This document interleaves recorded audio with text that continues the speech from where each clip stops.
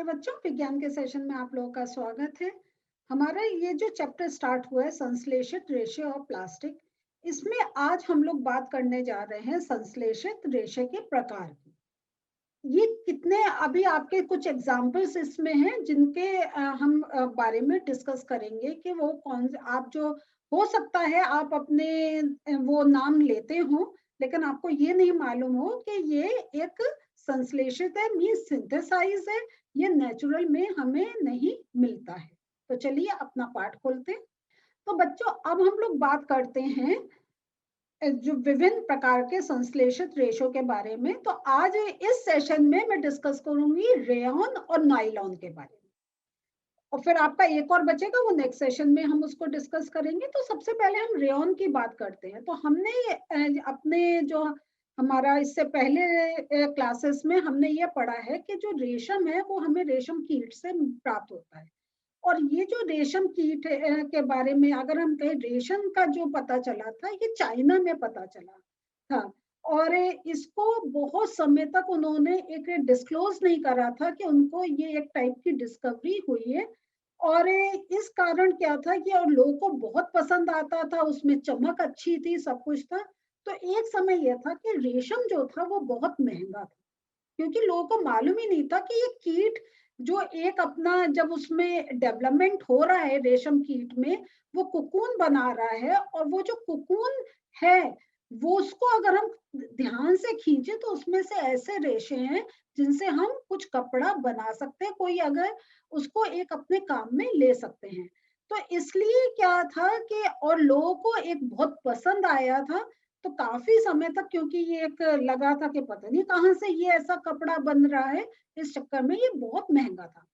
लेकिन जब तक ये 19th सेंचुरी आई, जब ये 19th सेंचुरी आई, तो वैज्ञानिकों ने क्या करा, रेशम समान गुणों वाले रेशे प्राप्त करने में वो एक उन्होंने सफलता प्राप्त कर ली।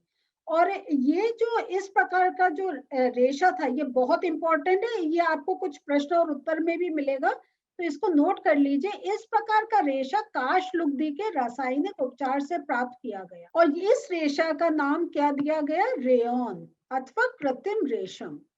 तो रेयॉन जो है ये आर्टिफिशियल सिल्क है। तो अगर आप अपने घर पे आप अपने जो बड़े लोग हैं उनसे पूछिएगा, तो जब वो मार्केट जाके कुछ खरीदते हैं तो अगर कोई कहता है ये रेशम का है तो वो जरूर पूछते हैं ये प्योर है या आर्टिफिशियल है। तो ये अगर देखें तो क्योंकि सिल्क बहुत महंगा था तो उसका एक सस्ता ऑप्शन निकाला, वो है रेयॉन।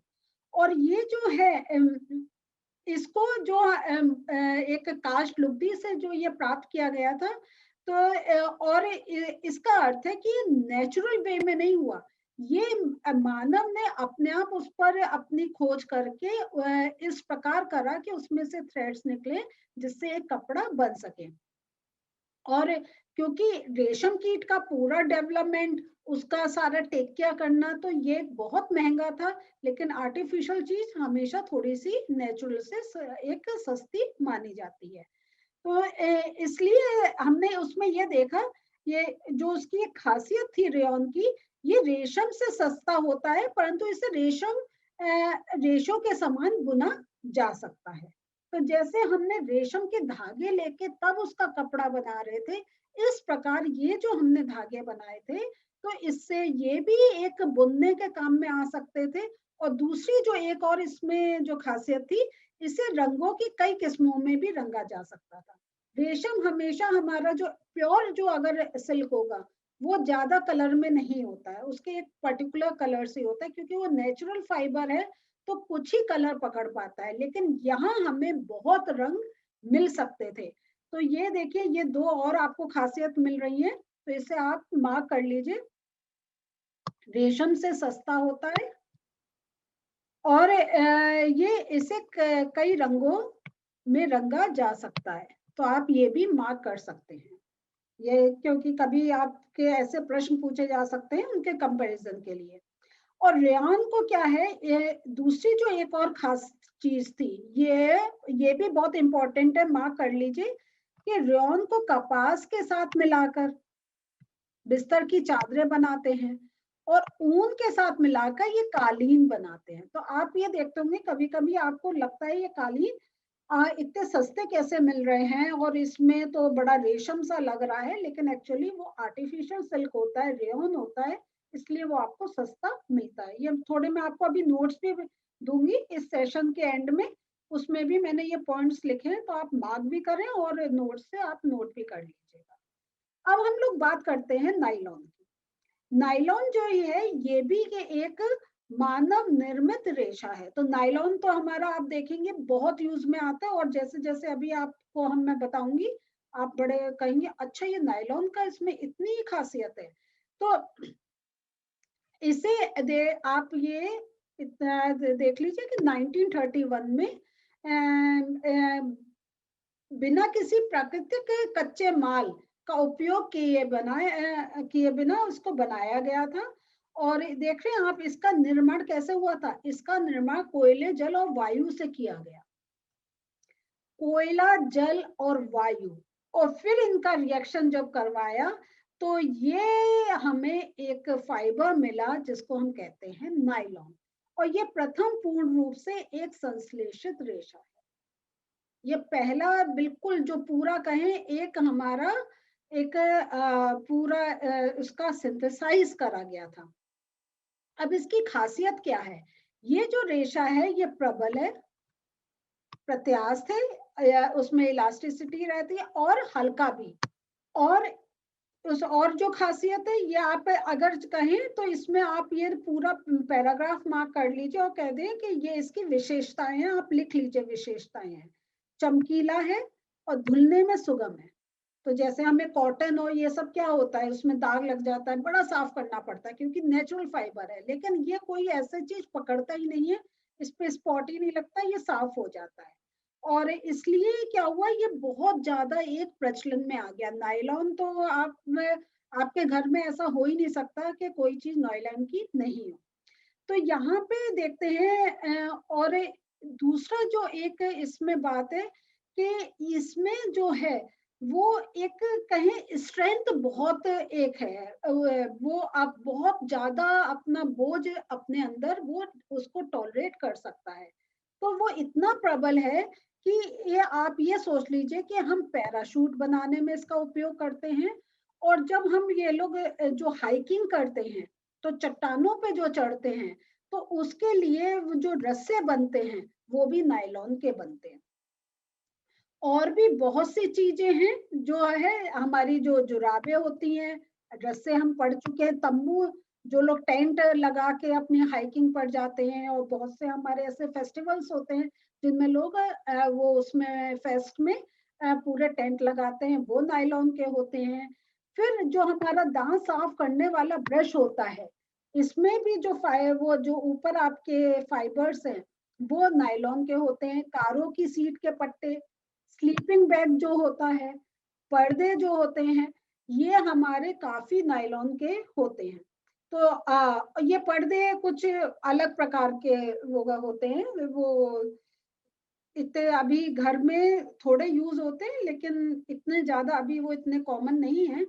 और ये जो अब आप हम जो जब देख रहे हैं कि नायलॉन का यूज हमारा पैराशूट बनाने में होता है, और तो इसका अर्थ है कि उसके अंदर जो टेक्सटाइल है वो स्ट्रेंथ है, वो जो एक किसी चीज को पकड़ रखने की एक जो क्षमता है वो बहुत एक स्ट्रांग है। और इसका आप इससे एक अर्थ निकाल सकते हैं कि एक नायलॉन का तार इस्पात के तार से अधिक प्रबल होता है। अब आप सोचिए कितना स्ट्रांग होता है। और कभी अगर आप देखिए घर पे चेक करें और नायलॉन की कोई अगर आपको मिलती है कोई चीज, और कोई अगर आपकी पुरानी हो गई है तो उसका एक फाइबर निकाल के कोशिश करें कि आप हाथ से तोड़ें, आप तोड़ नहीं सकते। इसलिए कि क्यों, क्योंकि उसके अंदर इतनी ज्यादा एक स्ट्रेंथ होती है, ये देखिए।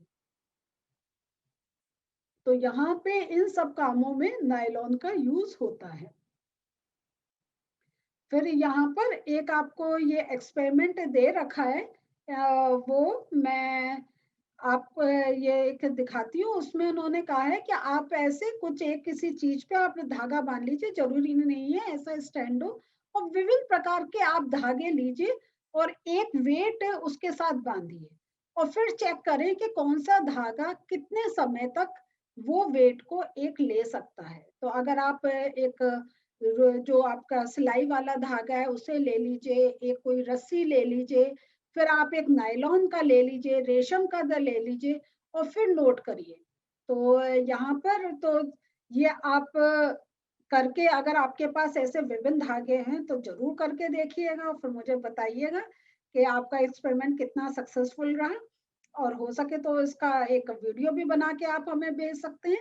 और लेकिन आप देखते ही समझ जाएंगे कि कपास है, ऊन है, रेशम है, ये कपास ऊन थोड़े टाइम के लिए रहेगा। हाँ, रेशम का धागा थोड़ा हो सकता है ज्यादा कर ले, लेकिन नायलॉन का धागा आप देखेंगे वो उसका टूटने का एक संभावना कम रहती है, क्योंकि उसके अंदर एक बहुत ज्यादा स्ट्रेंथ रहती है। तो अब हम लोग आज का जो हमने पढ़ा उसके थोड़े नोट्स देख लेते हैं।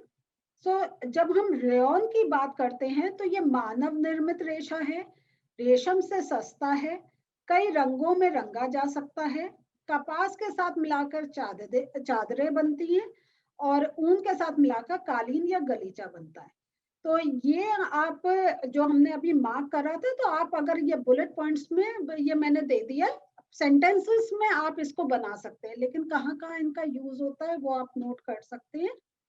फिर हम लोग देखते हैं नायलॉन के बारे में। तो नायलॉन रेशा प्रबल, प्रत्यास्थ और हल्का है, चमकीला और धुलने में सुगम है। तो ये हमारा नायलॉन रेशे की एक खासियत है। तो और ये आपसे प्रश्नों में भी पूछा जा सकता है। और इसका उपयोग की बात करें तो ये जुराबे, रस्से, तंबू, ब्रश, स्लीपिंग बैग, पैराशूट आदि बनाने के काम में आता है। तो आप यही मैं आपको हर बार बताती हूँ कि ऐसे अगर आप पॉइंट्स में करेंगे आपको जल्दी याद होगा। तो बच्चों, आज हम लोगों ने देखा कैसे जो रेयॉन है वो इतना एक मजबूत धागा हमें सिंथेसाइज करा गया है। और ये हम देख रहे हैं कि ये कैसे कोल जल से मिला के इसको बनाया गया। तो इस प्रकार आपको पता चल रहा है कि कैसे जो धागे हैं वो सिंथेसाइज होते हैं। तो अभी हमारा ये चैप्टर स्टार्ट ही हुआ है, हमारे 2 ही सेशन हुए। अभी थोड़े और आगे सेशंस चलेंगे जिसमें हम और जो ये कृत्रिम रेशे हैं प्लास्टिक के, इनके बारे में पढ़ते जाएंगे। तो मिलते हैं अगले सेशन में। बाय।